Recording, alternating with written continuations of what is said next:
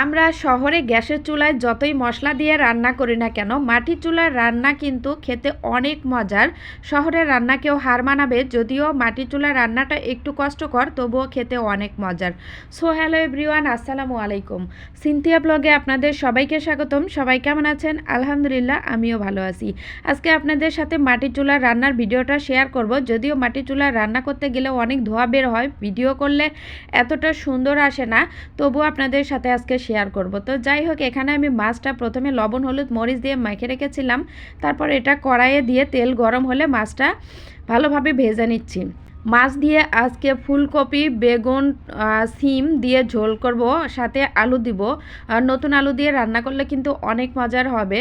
তো যাই হোক, এখানে আমি সবজিগুলো আগেই কেটে ধুয়ে রেখেছিলাম। যখন মশলা কষানো হয়ে গেল তখন এর মধ্যে আমি দিয়ে দিলাম, দিয়ে ভালো করে উল্টিয়ে পাল্টিয়ে ঢাকনা দিয়ে ঢেকে নিলাম।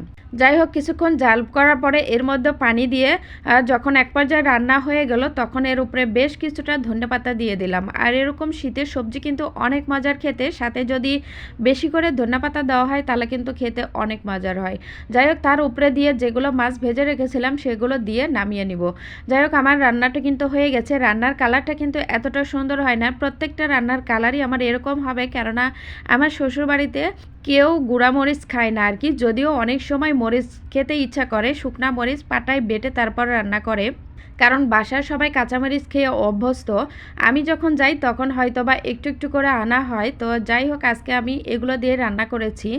কেউ কিছু মনে করবেন না প্লিজ, রান্নার কালারটা এতটা সুন্দর আসে নাই। তো যাই হোক, এদিকে আমি আরেকটা ভর্তা বানাবো, অর্থাৎ ধনেপাতা ভর্তা। ধনেপাতা কিন্তু লাগানো ধনেপাতা, এখানে কোনো ফরমালিন নাই, এজন্যই এই ধনেপাতার কিন্তু ঘ্রাণও যেমন, খেতেও অনেক মজা। ধনেপাতা পেঁয়াজ রসুন দিয়ে ভালো করে ভেজে নিয়েছি, তারপরে এটা পাটায় বেটে নিব। তো যাই হোক, এদিকে আমি মাংস বসিয়ে দিয়েছি। এটা ছিল খাসির মাংস। খাসির মাংস দেওয়ার আগে এখানে মশলা দিয়ে ভালোভাবে কষিয়ে নেওয়ার পরে মাংসগুলো দিয়ে ভালোভাবে নেড়েচেড়ে নিয়ে তারপর ঢাকনা দিয়ে ঢেকে দিয়েছি।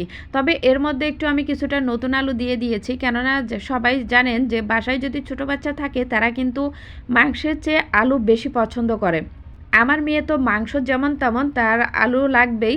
তো যাই হোক, এজন্য আলু দিয়ে ভালো করে রান্না করে নিয়েছি। পুরোটা ভিডিও করে আপনাদের সাথে দেখানো সম্ভব হয় নাই আর কি। তো যাই হোক, এই যে আমার রান্না মোটামুটি কমপ্লিট হয়ে গেছে। এখন খাবার পালা। এখানে ফুলকপি আলু বেগুন সিম দিয়ে ঝোল রান্না করেছি, এখানে খাসির মাংস, এখানে বেগুন ভর্তা অফ ক্যামেরায় করে নেওয়া হয়েছে, আর এখানে ধনেপাতা ভর্তা।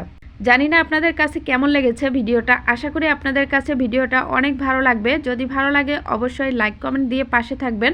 আজকের ভিডিওটা এ পর্যন্তই। আপনাদের সাথে দেখা হবে অন্য কোনো ভিডিওতে। সে পর্যন্ত সবাই ভালো থাকবেন, সুস্থ থাকবেন। আল্লাহ হাফেজ।